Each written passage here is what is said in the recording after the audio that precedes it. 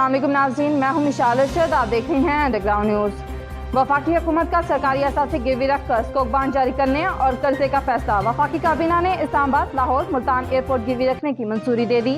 Motorway M3 Islamabad Chakwal motorway को गिरवी रखने की भी मंजूरी।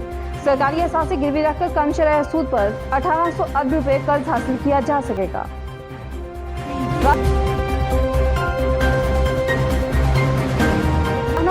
परवेज रशीद का कहना है कि नवाज शरीफ के बनाए असासों मोटरवेज और हवाई अड्डे गिरवी रखे जा रहे हैं। इसके बदले इमरान खान स्टॉक बांड फरोख्त करके कर्जे हासिल करेगा।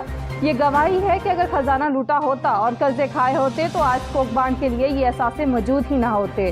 अब तो कहा जाए कि शुक्रिया नवाज शरीफ। पाकिस्तान में कोरोना वायरस से मजीद 39 अफराद इंतकाल कर गए। NCOC के मुताबिक 22 जून को 45,519 टेस्ट किए गए।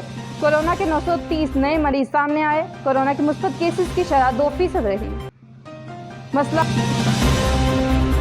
ये नहीं कि खवातीन किस तरह के कपड़े पहनती हैं।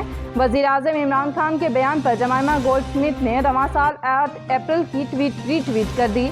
जमाइमा ने कहा कि वो बरसों साल पहले जब सऊदी अरब में थीं तो अबाया और नकाब पहनी मजदूर खातून ने अफसोस का इजहार किया कि वो जब बाहर गईं तो और नौजवानों ने इनका पीछा किया और हिरासा किया। इनसे छुटकारा पाने का वाहिद रास्ता ये था कि चेहरे से नकाब हटाया जाता।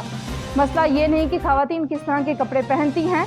इमरान खान ने इंटरव्यू में कहा था कि औरत कम कपड़े पहनेगी तो इसका असर तो होगा। मजीद अपडेट्स के लिए देखते रहिए अंडरग्राउंड न्यूज़।